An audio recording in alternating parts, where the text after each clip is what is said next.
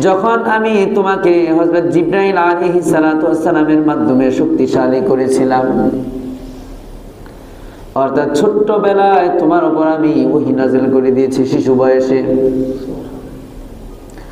যখন তোমার কথা বলার কোনো জ্ঞান নেই, কথা বলবে কি বলবে তুমি বুঝতেই পারো না, কথাই বলতে পারো না, আমি ঠিক সেই মুহূর্তে তোমার জবানটাকে আমি চালু করে দিলাম এবং হযরত ঈসা হযরত জিবরাইল আলাইহিস সালাতু ওয়াস সালামকে আমি তোমার সহযোগী বানিয়ে দিলাম। তুমি কি বলবে না বলবে হযরত জিবরাইল আলাইহিস সালাতু ওয়াস সালাম তোমার কাছে প্রক্ষিপ্ত করে দিয়েছে, আর তুমি সেইভাবে কাফের মুশরিকদের জবাব দিয়েছো।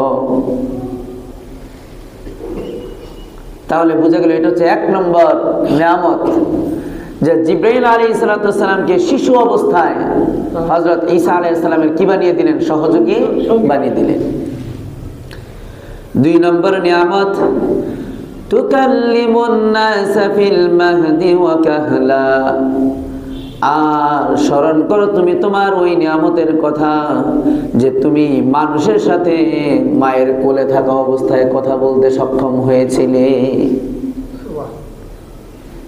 আলহামদুলিল্লাহি নাহমাদুহু ওয়া নাস্তাঈনুহু ওয়া নাস্তাগফিরুহু ওয়া নু'মিনু বিহি ওয়া নাতাওয়াক্কালু আলাইহি ونعوذ بالله من شرور أنفسنا ومن سيئات أعمالنا من يهده الله فلا مضل له ومن يضلله فلا هادي له ونشهد أن لا إله إلا الله وحده لا شريك له ونشهد أن محمدًا عبده ورسوله أرسله بالحق بشيرا ونذيرا وداعيا إلى الله بإذنه وسراجا منيرا أما بعد فأعوذ بالله من الشيطان الرجيم بسم الله الرحمن الرحيم إذ قال الله يا عيسى ابن مريم اذكر نعمتي إذ قال الله يا عيسى ابن مريم اذكر نعمتي عليك وعلى والدتك إذ أيدتك بروح القدس تكلم الناس في المهد وكهلا وإذ علمتك الكتاب والحكمة والتوراة والإنجيل وإذ تخلق من الطين كهيئة الطير بإذني فتنفخ فيها فتكون طيرا بإذني وتبرئ الأكمه والأبرص بإذني وإذ تخرج الموتى بإذني وإذ كففت بني إسرائيل عنك إذ جئتهم بالبينات فقال الذين كفروا منهم إن هذا إلا سحر مبين صدق الله مولانا العظيم ونحن على ذلك من الشاهدين والشاكرين والحمد لله رب العالمين मुअज़्ज़ज़ मुहतरम हाज़रीन मुसल्लियान किराम मुरब्बियान इज़ाम সমবয়সী যুবক ভাইয়েরা, সর্বপ্রথম সেই মহান রব্বুল আলামিনের কাছে লাখ কোটি শুকরিয়া আদায় করছি যে দয়াময় রব্বুল আলামিন আমাদেরকে ইশার নামাজ জামাতের সাথে আদায় করার লক্ষ্যে তার প্রিয় ঘর দুনিয়ার সর্বোৎকৃষ্ট জায়গা মসজিদে আসার বসার তৌফিক দান করেছেন এবং ইশার নামাজের পূর্বে তার পবিত্র কালামের কিছু আয়াতের তাফসীর আমাকে আমলের নিয়তে পেশ করার এবং আপনাদেরকে আমলের নিয়তে শ্রবণ করার তৌফিক দান করেছেন, সেজন্য অন্তরের অন্তঃস্থল থেকে কালিমাতু শুকর আদায় করছি, আলহামদুলিল্লাহ। তো আজকের যে আয়াত কারিমা আমি খুতবার ভিতরে তেলাওয়াত করেছি, এটা হচ্ছে সূরা মায়েদার 110 নম্বর আয়াত। এই আয়াত থেকে নিয়ে সামনে বেশ কয়েক আয়াতে আল্লাহ রাব্বুল আলামিন হযরত ঈসা আলাইহিস সালাতু ওয়াস সালাম এবং তার মা হযরত মারইয়াম আলাইহিস সালাতু ওয়াস সালাম তাদের দুজনের উপর কি কি নিয়ামত বর্ষণ করেছেন, কি কি নিয়ামতে তাদেরকে ভূষিত করেছেন, আল্লাহ সেই বিষয়ের সমাধান দিয়েছেন। সেই বিষয়গুলো আল্লাহ রাব্বুল আলামিন আলোচনা করেছেন। কি কি নিয়ামত দিয়েছেন? অনেক নিয়ামত। যেমন আল্লাহ রাব্বুল আলামিন এখানে এক একটি করে বলছেন। আল্লাহ রাব্বুল আলামিন ইরশাদ করেন, إذ قال الله يا عيسى ابن مريم اذكر نعمتي عليك وعلى والدتك। যখন দয়াময় রব্বুল আলামিন বললেন হযরত ঈসা আলাইহিস সালাতু ওয়াস সালামকে লক্ষ্য করে, ইয়া ঈসা ইবনে মারইয়াম, হে ঈসা ইবনে মারইয়াম, মারইয়ামের ছেলে ঈসা, উযকুর, তুমি স্মরণ করো, নিয়ামতি, আমার সেই নিয়ামতের কথা, আলাইকা, যে নিয়ামত আমি তোমাকে প্রদান করেছি, ওয়া আলা ওয়ালিদাতিক, এবং যে নিয়ামত আমি তোমার মায়ের উপর প্রদান করেছি, তোমার মাকে প্রদান করেছি। অর্থাৎ তোমার এবং তোমার মাকে আমি যে নিয়ামত দান করেছি, তুমি সেই নিয়ামতের কথা স্মরণ করো। আল্লাহ রাব্বুল আলামিন কি কি নিয়ামত দান করেছেন এক একটি করে দয়াময় রব্বুল আলামিন এখান থেকে বর্ণনা করে দিচ্ছেন। ইয আইয়াতুকা বিরূহিল কুদুস, এক নম্বর নিয়ামত যেটা আল্লাহ রাব্বুল আলামিন হযরত ঈসা আলাইহিস সালাতু ওয়াস সালামকে দান করেছিলেন। আল্লাহ বলেন, স্মরণ করো হে ঈসা, ইয আইয়াতুকা বিরূহিল কুদুস, যখন আমি তোমাকে হযরত জিবরাইল আলাইহিস সালাতু ওয়াস সালামের মাধ্যমে শক্তিশালী করেছিলাম। অর্থাৎ ছোট্টবেলায় তোমার উপর আমি ওহী নাযিল করে দিয়েছি, শিশু বয়সে, যখন তোমার কথা বলার কোনো জ্ঞান নেই, কথা বলবে কি বলবে তুমি বুঝতেই পারো না, কথাই বলতে পারো না, আমি ঠিক সেই মুহূর্তে তোমার জবানটাকে আমি চালু করে দিলাম এবং হযরত ঈসা হযরত জিবরাইল আলাইহিস সালাতু ওয়াস সালামকে আমি তোমার সহযোগী বানিয়ে দিলাম। তুমি কি বলবে না বলবে হযরত জিবরাইল আলাইহিস সালাতু ওয়াস সালাম তোমার কাছে প্রক্ষিপ্ত করে দিয়েছে, আর তুমি সেইভাবে কাফের মুশরিকদের জবাব দিয়েছো।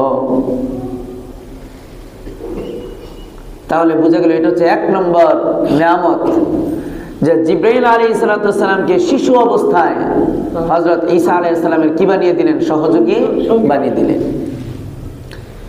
দুই নম্বর নিয়ামত, তুকাল্লিমুন নাস ফিল মাহদি ওয়া কাহলা, আর স্মরণ করো তুমি তোমার ওই নিয়ামতের কথা যে তুমি মানুষের সাথে মায়ের কোলে থাকা অবস্থায় কথা বলতে সক্ষম হয়েছিলে। ওয়াকাহলা, এবং পরিণত বয়সে প্রাপ্তবয়স্ক হওয়ার পরেও তুমি মানুষের সাথে কথা বলতে পারবে। দুইটা বিষয়। এক নম্বর, ছোট্ট শিশু দুধের বাচ্চা মায়ের কোলে আছে, এই মায়ের কোলে থাকা অবস্থায় তিনি কি করেছেন? মানুষের সাথে কথাবার্তা বলেছেন। ইসলামের ইতিহাসে পাঁচজন বাচ্চা শিশু অবস্থায়, অর্থাৎ দুধের বাচ্চা থাকা অবস্থায় কি বলেছেন? কথা বলেছেন। আমরা অনেকে 3 জনের কথা জানি, কিন্তু ইতিহাস ঘাটলে 5 জনের কথা কি পাওয়া যায়? খুঁজে পাওয়া যায়। এক নম্বর তো হযরত ঈসা আলাইহিস সালাতু ওয়াস সালাম, 2 নম্বর হযরত ইউসুফ আলাইহিস সালাতু ওয়াস সালামের পুত পবিত্রতা ঘোষণা করার জন্য যে বাচ্চার কথা আমরা শুনি সেটা আছে। তারপর জুরাইজের ঘটনা বুখারী শরীফের হাদিসে এসেছে, আল্লাহর ওলি, সেখানে শিশু দুধের বাচ্চার মাধ্যমে তার পুত পবিত্রতা ঘোষণা করা হয়েছে। আরেকটা বাচ্চা আছে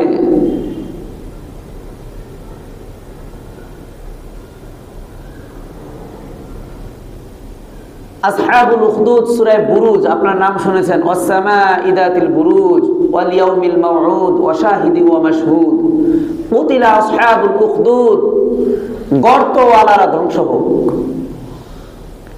এই যে গর্তওয়ালা, যারা গর্ত করে ইহুদিদের অর্থাৎ খ্রিস্টানদেরকে কি করেছিল, গর্তের ভিতরে পুড়িয়ে মেরেছিল, সেইখানে একটা মাকে দুধের বাচ্চার কাছ থেকে নিয়ে বাচ্চার মাকে ওই গর্তের ভিতরে ফেলানো হচ্ছিল। বলা হচ্ছিল, তুমি তোমার এই খ্রিস্ট ধর্ম ত্যাগ করে যদি আমাদের ধর্মের উপর থাকো, ধর্মমতের উপরে তুমি বিশ্বাস করো, এখানে থাকো, তাহলে তুমি রক্ষা পাবে, আর না হয় তোমাকে এই আগুনে ফেলা হবে। তখন ওই মা শিশু বাচ্চা, দুধের বাচ্চার কথা চিন্তা করে আগুনে ঝাঁপ দিতে ভয় পাচ্ছিলেন। কিন্তু ওই শিশু বাচ্চারা বলেছিল, আম্মা জান, আপনি কিসের চিন্তা করছেন? আপনি যেটাকে আগুনের কুণ্ডলি মনে করেছেন, আমি তো সেটা জান্নাতের একটা ফুলের বাগান দেখতে পাচ্ছি। সুবহানাল্লাহ। তখন তার মা সেখানে ঝাঁপিয়ে পড়ল। এই হলো আরেকটা বাচ্চা। আরেকটা হচ্ছে হযরত আসিয়া আলাইহিস সালাতু ওয়াস সালামের সময়ের কাহিনী। এই হলো 5টা বাচ্চা ইতিহাসে। আমি আসলে এই বাচ্চাগুলোর নাম বলতাম না, যেহেতু এক ভাই বলেই ফেলছেন 3 জন, তো আমি যে 5 জন বললাম, কোত্থেকে বললাম, এই জন্য সংক্ষিপ্ত ভাবে কি করলাম, পরিচয়টা দিলাম। তাহলে হযরত ঈসা আলাইহিস সালাতু ওয়াস সালাম দোলনায় বসে মায়ের কোলে বসে কথা বলেছেন। কি কথা, জানতেন কোনো কথা নয়। তার মায়ের উপর যে অপবাদ দেওয়া হয়েছিল, মিথ্যা অপবাদ, তিনি সেই মিথ্যা অপবাদের জবাব দিয়েছিলেন। সামনে আসবে কি জবাব দিয়েছিলেন। কিন্তু এখানে আল্লাহ রাব্বুল আলামিন শুধু এতটুকুই বলেছেন যে তিনি মায়ের কোলে বসে কথা বলেছিলেন। তো এখানে একটা প্রশ্ন হয় যে হুজুর, কাহলা মানে পরিণত বয়সে, তো পরিণত বয়সে তো সবাই কথা বলতে পারে, যেমন আমরা পরিণত বয়সে আমরা তো কথা বলতেই পারি, তো এটা আল্লাহ কেন বললেন? হ্যাঁ, শিশু বয়সে কথা বলা সম্ভব না, কিন্তু সেই বয়সে কথা বলা এটা একটা কি মুজিজা। তো কাহলার কথা, পরিণত বয়সের কথা কেন বললেন? তো পরিণত বয়সের কথাটা বলে আল্লাহ বুঝিয়েছেন, আসলে আমরা যেটা বুঝছি বিষয়টা এরকম নয়। ঈসা আলাইহিস সালাম কি ইন্তেকাল করেছেন? না। সবাই বলেন ঈসা আলাইহিস সালাম ইন্তেকাল করেছেন? কোথায় আছেন? আসমানে আছেন, আল্লাহ উঠিয়ে নিয়েছেন। কিন্তু খ্রিস্টানরা এখনো ধোকার ভিতরে আছে। তারা মনে করেছে ঈসা আলাইহিস সালামকে আমরা হত্যা করেছি, তিনি আমাদের কিয়ামত পর্যন্ত আমরা যত অপরাধ করব সমস্ত অপরাধের সাজা দায়ভার উনি একাই নিয়ে কি গেছেন, শুলিতে চড়ে মরে গেছেন। এখন আমরা কি নেই, কোনো গুনাহ টুনা নাই। আমরা একবার দুধের দোয়া, এই জন্য আমরা জাহান্নামেও যাব না, ইল্লা আইয়ামাম মাদুদা, নির্দিষ্ট কয়েকদিন ছাড়া। নাহনু আবনাউল্লাহ, আমরা আল্লাহর ছেলে, নাউযুবিল্লাহ মিন যালিক। এই ইহুদির বাচ্চারা, খ্রিস্টানের বাচ্চারা এই সমস্ত কথা বলে মানুষের মনে বিভ্রান্তি ছড়ায়। তো বলছিলাম, তো ঈসা আলাইহিস সালাম কিন্তু পরিণত বয়স, যে পরিণত বয়সের কথা বলা হচ্ছিল, তিনি কিন্তু বিয়ে শাদীও করেননি, সংসার করেননি। উনি আসমান থেকে যখন আসবেন তখন এসে আবার কি করবেন, সংসার করবেন, বিয়ে শাদী করবেন। অর্থাৎ উনার এই যে একটা ডিস্টেন্স মাঝখানে, শিশু বয়সে কথা বলা, আবার হাজার হাজার বছর পরে আবার দুনিয়াতে এসে কথা বলবেন, এটি আল্লাহ পরিণত বয়সে কথা বলার কথা কি ইঙ্গিত করেছেন। তো এটা অবশ্যই একটা মুজিজা যে তিনি এতদিন বেঁচে থাকবেন, এরপর ওই সময় এসে আবার কি করবেন, দুনিয়াতে কথাবার্তা বলবেন। আল্লাহ রাব্বুল আলামিন বলেছেন, তুকাল্লিমুন নাসা ফিল মাহদি ওয়া কাহলা, স্মরণ করো তুমি আমার সেই নিয়ামতের কথা যেটা আমি তোমাকে প্রদান করেছি। তুমি দোলনায় কথা বলেছো, মায়ের কোলে বসে কথা বলেছো, এবং পরিণত বয়সেও তুমি কথা বলবে। এরপরে আল্লাহ রাব্বুল আলামিন তাকে আরো কি কি নিয়ামত দিয়েছেন আল্লাহ বলেন, ওয়া ইযা আল্লামতুকাল কিতাবা ওয়াল হিকমাতা ওয়াত তাওরাতা ওয়াল ইনজিল। আর স্মরণ করো আমার ওই নিয়ামতের কথা, আমি তোমাকে নিয়ামত হিসেবে এমন একটি নিয়ামত দিয়েছি যে আমি তোমাকে শিশু বয়সে কিতাব শিক্ষা দিয়েছি। আল্লামতুকাল কিতাব, আমি তোমাকে সব ধরনের কিতাব শিক্ষা দিয়েছি। প্রশ্ন করতে পারেন যে হুজুর কিতাব তো একটা কিতাব, আপনি সব ধরনের কিতাব এই কথা কই পেলেন? আসলে এখানে আলিফ লামটা হচ্ছে আলিফ লাম ইস্তেগরাকি, এটা আরবি একটা পরিভাষা। শব্দের শুরুতে আলিফ লাম থাকলে সবকিছুকে বোঝায়। শব্দটা থাকবে এক বছরের, কিন্তু আলিফ লাম দিয়ে শুরুতে যোগ করার কারণে এখানে কি হয়ে যাবে? অনেক কিছুকে বোঝাবে, অনেক কিছু সেখানে শামিল হয়ে যাবে, বহু বচন বোঝাবে। তো এই জন্য আমি সেইভাবে অর্থ করেছি যে আমি তোমাকে সব ধরনের কিতাব শিক্ষা দিয়েছি। ওয়াল হিকমাতা, এবং আমি তোমাকে গভীর জ্ঞান প্রজ্ঞা শিক্ষা দিয়েছি, বিদ্যা বুদ্ধি শিক্ষা দিয়েছি। ওয়াত তাওরাতা ওয়াল ইনজিল, এবং আমি তোমাকে তাওরাত এবং ইনজিল কিতাব শিক্ষা দিয়েছি। এরপর আমি তোমাকে আরো নিয়ামত দিয়েছি। وَإِذْ تَخْلُقُ مِنَ الطِّينِ كَهَيْئَةِ الطَّيْرِ بِإِذْنِي فَتَنفُخُ فِيهَا فَتَكُونُ طَيْرًا بِإِذْنِي। স্মরণ করো তুমি আমার সেই নিয়ামতের কথা। وَإِذْ تَخْلُقُ مِنَ الطِّينِ, যখন তুমি মাটি থেকে সৃষ্টি করতে কাহাইয়াতিত তাইর, পাখির একটা প্রতিকৃতি, পাখির একটা আকৃতি তুমি মাটি দিয়ে তৈরি করতে, বিইذনি, আমার আদেশে। ফাতানফুখু ফিহা, অরপর আমার আদেশে তুমি সেখানে একটা ফুৎকার দিতে, একটা ফু দিতে। ফাতাকুনু তায়রাম বিইذনি, অথবা আমার আদেশে সেই পাখিটা জীবন্ত হয়ে আকাশে উড়ে যেত। সুবহানাল্লাহ। মাটি দিয়ে একটা পাখি তৈরি করতেন, এরপর আল্লাহর আদেশে ফু দিতেন, ফু দেওয়ার পরে আল্লাহর আদেশে পাখিটা আবার আকাশে কি যেত? ডানা মেলে উড়ে যেত। এটা ওনার একটা মুজিজা আল্লাহ দিয়েছেন, এটা আল্লাহ একটা নিয়ামত তাকে দিয়েছেন। শুধু তাই নয়,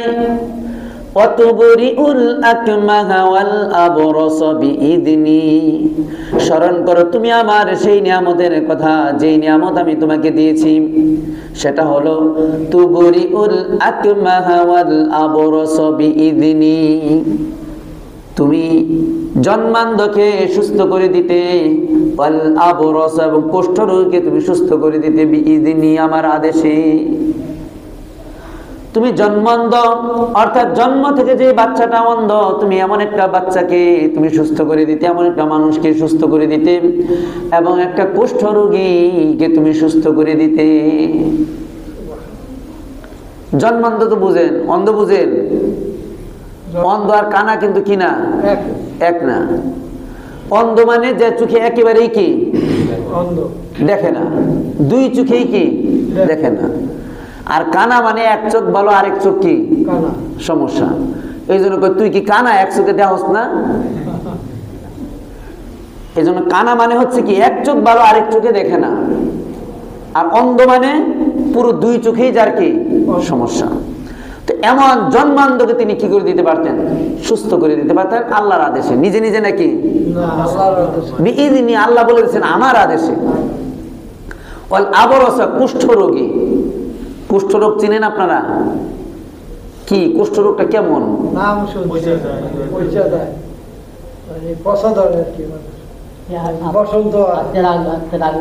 কুষ্ঠরোগকে অনেকে আবার মনে করে কি হয়েছে, ডবল রোগ আছে না সাদা সাদা, এরকম না। কুষ্ঠরোগটা হচ্ছে আপনার শরীরে পচন ধরে যায়, বসন্ত বলা হয়, মানে শরীরে ঘা হয়ে যায়। ধরেন এটা আমাদের বর্তমান যুগের ক্যান্সারের মতো, যে পচন শুরু হয়েছে আর কি করে না, ওই অংশটুকু কেটে না ফেললে এটাকে কি করা যায় না, সুস্থ করা যায় না। কিন্তু আগের যুগে তো এত উন্নত প্রযুক্তিও ছিল না, চিকিৎসা বিজ্ঞানের এত উন্নতিও কি ছিল না। তো এরকম কুষ্ঠ রোগীকে তিনি সুস্থ করে দিতে পারতেন। এরপর আল্লাহ রাব্বুল আলামিন বলেন, তুমি আমার আরো ওই সমস্ত নিয়ামতের কথা স্মরণ করো, যে সমস্ত নিয়ামত আমি তোমাকে দিয়েছিলাম। ওয়াইদ তুখরিজুল মাউতা বিইذনি, সবচেয়ে বড় নিয়ামত হচ্ছে, বড় মুজিজা হচ্ছে, তুমি আমার আদেশে মৃত একজন ব্যক্তিকে কবর থেকে জীবন্ত করে দিতে পারতে। সুবহানাল্লাহ। একজন মৃত মানুষকে কবর থেকে কি করে ফেলতেন? জীবন্ত করে তুলতেন। অনেকে এই কথাটা একটু বুঝতে না পারার কারণে একটু উল্টা পাল্টা বললে কি হয়ে যাবে, শিরিক হয়ে যাবে। কিভাবে? হ্যাঁ, আল্লাহর হুকুম এখানে আল্লাহ বলেই দিয়েছেন বিইذনি, আমার আদেশে, আমার হুকুমে। আল্লাহর হুকুমে তিনি কি করতে পারতেন? মৃতকে জীবন্ত করতে পারতেন। এবার কেউ যদি আল্লাহর হুকুম ছাড়া এমনি বলে তিনি মৃতকে জীবিত করতে পারতেন, বাস এতটুকু বললে কি হয়ে যাবে? শিরিক হয়ে যাবে। এজন্য কথা বলার ক্ষেত্রেও কি করতে হবে? আমাদেরকে মেপে মেপে গুনে গুনে কথা বলতে হবে। আমরা অনেক সময় বলি ডাক্তার আমার অমুক ডাক্তারে ভালো করছে, কি অমুক ডাক্তার আমাকে ভালো করেছে, এই কথা বললে কি হয়ে যাবে? যদি কেউ মনে মনে এটা বিশ্বাস করে যে ডাক্তারই আমাকে ভালো করেছে, তাহলে এটা তার কি হয়ে যাবে? শিরিক হয়ে যাবে। হ্যাঁ, এই জন্য আমাদের কথা বলতে, আমরা যেহেতু মুসলমান, আমাদের কথা বলতে হবে মেপে, যে অমুক ডাক্তারের মাধ্যমে আল্লাহ আমাকে কি করেছেন? সুস্থ করেছেন। অমুক ডাক্তারের উসিলা আল্লাহ আমাকে সুস্থ করেছেন, আমার ছেলেকে সুস্থ করেছেন, আমার মেয়েকে সুস্থ করেছেন, আমার পিতা মাতা ভাই বোন সন্তান আমার স্ত্রী তাদেরকে আল্লাহ সুস্থ করেছেন। এইভাবে আমাদেরকে মেপে মেপে কথা বলতে হবে।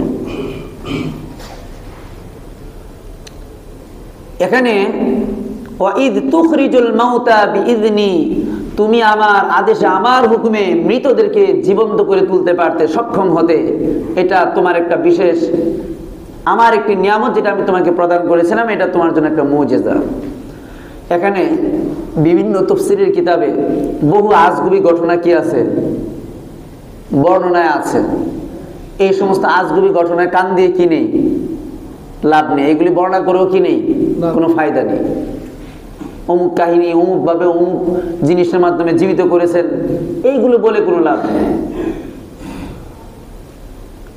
এটা ঈসা আলাইহিস সালামের নিজস্ব কোনো কি নয়, কারিশমা নয়, আল্লাহর আদেশে। আল্লাহ যখন উনাকে হুকুম করবেন তখন উনি পারবেন, আর যখন আল্লাহর পক্ষ থেকে হুকুম হবে না তখন তিনি কি পারবেন না। শত চেষ্টা করেও পারবেন না, হাজার লক্ষ কোটি চেষ্টা করেও কেউ কিছু পারবে না। এই জন্য আল্লাহর হুকুমে যখন কারো কোনো প্রশ্নের জবাব দেওয়ার দরকার পড়েছে, হয়তো আল্লাহ কোনো সময় হয়তো ঈসা আলাইহিস সালামের মাধ্যমে কি করেছেন, আল্লাহ কাউকে কাউকে জীবিত করে কোনো একটা সমস্যার সমাধান দিয়েছেন। যেমন ছোট্ট করে একটা ঘটনা বলি, এক লোক মারা গেছে, তো ঈসা আলাইহিস সালামের কিছু লোকেরা বললো, হে ঈসা, তুমি যদি কোনো জীবন্ত লোককে মৃত লোককে জীবন্ত করে দেখাতে পারো, তাহলে আমরা তোমার উপর কি আনবো? ঈমান আনবো। তো ঈসা আলাইহিস সালাম আল্লাহর কাছে দোয়া করলেন, হে আল্লাহ, যদি আমার এইটুকুর কারণে যদি কিছু লোক ঈমানদার হয়, তাহলে আপনি আপনার কুদরতের মাধ্যমে একটা মৃত লোককে জীবিত করে দেখান, যেন তারা ঈমান আনতে তাদের জন্য কি হয়, সহায়ক হয়। আল্লাহ তাআলা ঈসা আলাইহিস সালামের কাছে ওহী নাযিল করলেন, যাও অমুক কবরের কাছে গিয়ে বলো, কুম বিইذনিল্লাহ, আল্লাহর হুকুমে কি যাও, দাঁড়িয়ে যাও, বাস এইভাবে বলো, দেখবে একটা সমাধান হয়ে গেলেই হবে। তুমি এইভাবে বলবে। ঈসা আলাইহিস সালাম একটা কবরের কাছে গেলেন ওই সমস্ত লোকদেরকে নিয়ে। কবরের কাছে যাওয়ার পরে একটা পুরাতন কবর, বহু পুরাতন, বলেন কুম বিইذনিল্লাহ, আল্লাহর হুকুমে দাঁড়িয়ে যাও। বাস ওই কবরে যে লোকটা ছিল সেই লোকটা মাটি সরে গেল, ওই লোকটা কবর থেকে কি করলেন, জীবন্ত হয়ে উঠে দাঁড়ালেন। ঈসা আলাইহিস সালাম বললেন, তুমি কতদিন আগে ইন্তেকাল করেছ?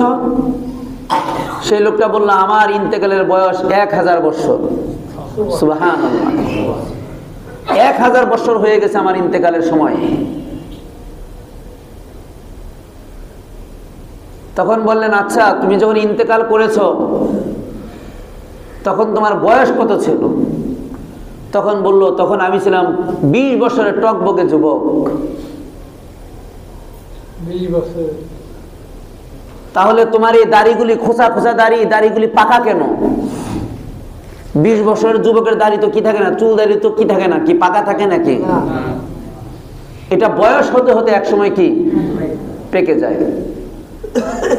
আল্লাহ রাসূলের কিন্তু দাড়ি পাকেনি, চুলও কি করেনি, এই 1-2টা, মানে বলেছে আমরা যদি ইচ্ছা করতাম তাহলে গুনতে পারতাম কয়টা চুল দাড়ি কি পেকেছে। এখানে একটা বিষয় আছে, বিভিন্ন কিতাবের উদ্ধৃতির মাধ্যমে জানা যায় যারা গুনাহ করেন না সাধারণত তাদের চুল দাড়ি কি করে না, যে যত গুনাহ থেকে পবিত্র থাকবে তার চুল দাড়ি কি করবে না, তত পাকবে না। একজন আলেম আছেন ভৈরবে, কালকে গেলাম, আমার ওস্তাদ যে শোনালেন, বেচারার বয়স 98 হয়ে গেছে কিন্তু একটা চুল দাড়িও কি করেনি, পাকে নেই। বেচারা মাজুর মানুষ, বড় আলেম, বাসা থেকে বের হয় না, সারাদিন কোরআন শরীফ তেলাওয়াত করেন, কিতাব পড়েন, এই তার কাজ। কেউ গেলে দেখা করলে সাক্ষাৎ করেন, কথা বলেন, এতটুকু। এমনটাই হতে হবে এমনটা না, সাধারণত যারা গুনাহ করে না তাদের চুল দাড়ি কি করে না, পাকে না, খুব কম। কিন্তু তাই বলে যে কেউ গুনাহ করবে আর তার চুল দাড়ি পাকবে না এরকমটা না, গুনাহ করার পরেও কি করতে পারে, চুল দাড়ি না পাকতে পারে। এটা কোনো দলিল না, এটা একটা কথার কথা। কি ওলামায়ে কেরামরা কি বলে থাকেন এরকম। তো বলছিলাম তার চুল দাড়ি পেকে গেছে, বললো এটা কেন হলো, কিভাবে হলো? তখন ওই যুবকটি বলল, আজরাইল আলাইহিস সালাতু ওয়াস সালাম যখন আমার কাছে আসলো, আমার ইন্তেকালের সময় হলো, তখন তিনি আমার জানটা যখন কবজ করেন তখন এই মৃত্যু যন্ত্রণার কষ্টটা এত বেশি ছিল যে সেই কষ্টের কারণে আমি দুনিয়ার সবকিছু ভুলে গেছি, দুনিয়ার স্বাদ আহ্লাদ কি ছিল আমি সব ভুলে গেছি। এমনকি আমার মনে হয় সেই কষ্টের কারণে আমার চুল দাড়ি কি গেছে, পেকে গেছে, আমি টের পাইনি, আমি বুঝতেও পারিনি। তাহলে বোঝার উদ্দেশ্য মৃত্যুর কষ্টের অনেক যন্ত্রণাদায়ক। এটা কাউকে বোঝানো কিনা সম্ভব না। হাস্যকর ব্যাপার, গত কিছুদিন আগে, গত বছর শুনলাম বিজ্ঞানীরা এমন একটা যন্ত্র আবিষ্কার করেছে, এই যন্ত্রের ভিতরে এটার নামই কষ্টহীন মৃত্যুর যন্ত্র। বুঝতে পারছেন, কষ্টহীন মৃত্যুর যন্ত্র। অর্থাৎ কেউ যদি মৃত্যুবরণ করতে চায় তাহলে এই যন্ত্রের ভিতরে গিয়ে শুবে, তখন তার আর কোনো কষ্ট হবে না, অল্প সময়ের ভিতরে সে কি যাবে, মারা যাবে। আচ্ছা বলেন তো এটা কিভাবে প্রমাণিত হবে? আচ্ছা বিশ্বাস ওইটা পরে, তার যে কষ্ট হবে না এইটা কিভাবে প্রমাণ করবে? তাহলে আগে যা এটা মরেছে, সর্বপ্রথম যে যন্ত্রের মাধ্যমে মরবে তাকে পুনরায় আবার কি করতে হবে, জীবিত করতে হবে। সে এসে সাক্ষী দিবে যে আসলে কি হয় নাই, কোনো কষ্ট হয়নি, তাইলে গিয়ে কি সম্ভব, বোঝা যাবে যে আসলে কি এটা কষ্টহীন মৃত্যুর যন্ত্র। এর আগে কি হবে না, এটা প্রমাণ হবে না।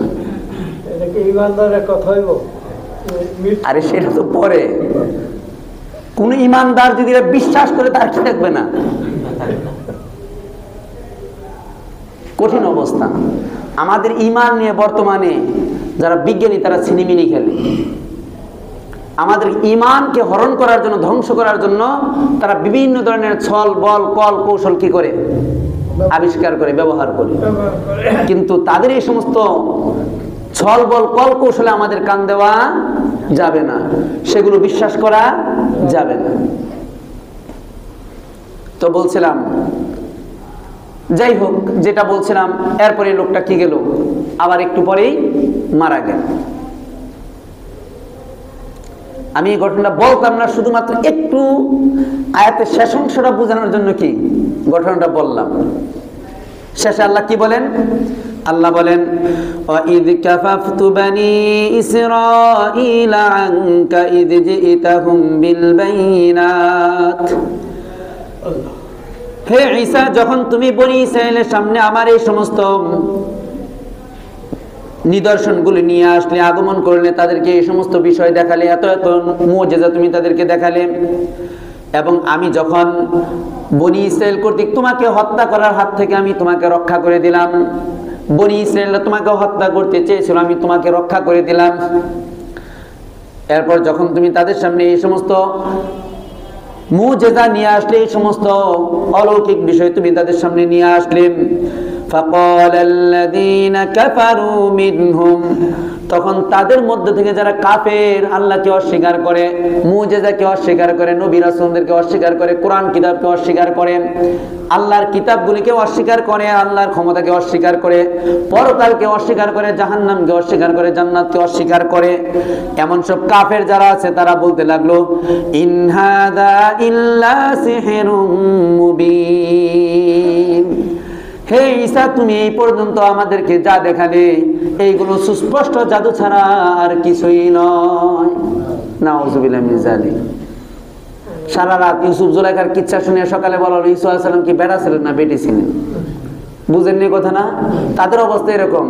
এত কিছু দেখানো হলো, মৃতকে জীবন্ত করে তাদের সামনে পেশ করা হলো, দেখানো হলো, একটু পরে বলল কি ইন হাদা ইল্লা সিহরুম মুবিন। আর ঈসা, এগুলো তো জাদু ছাড়া আর কিছুই নয়, সুস্পষ্ট জাদু ছাড়া আর কিছুই নয়। তাহলে এটাই ছিল যারা হটকারী, যারা হটকারিতা করে, যারা নবী রাসূলদের সাথে ব্যঙ্গ বিদ্রুপ করে, ঠাট্টা বিদ্রুপ করে, তাদের কপালে কোনোদিন হেদায়েত আসেনি। এমনকি ফেরেশতা যদি তাদের সামনে উহুদ পাহাড়টা ধরেও বলে যে ঈমান আন, নাইলে কিন্তু দিলাম ছেড়ে, তারা সেইখানে যদিও স্বীকৃতি দিতে একটু পরে আবার কি যেই সেই। তো আল্লাহ রাব্বুল আলামিন আমাদেরকে কোরআন ও হাদিসের প্রত্যেকটা বিষয় সঠিকভাবে জেনে তারপর তদনুযায়ী আমল করে আল্লাহর প্রিয় বান্দা যেন হতে পারে, আল্লাহ আমাদের সবাইকে সেই তৌফিক দান করুন। আমিন।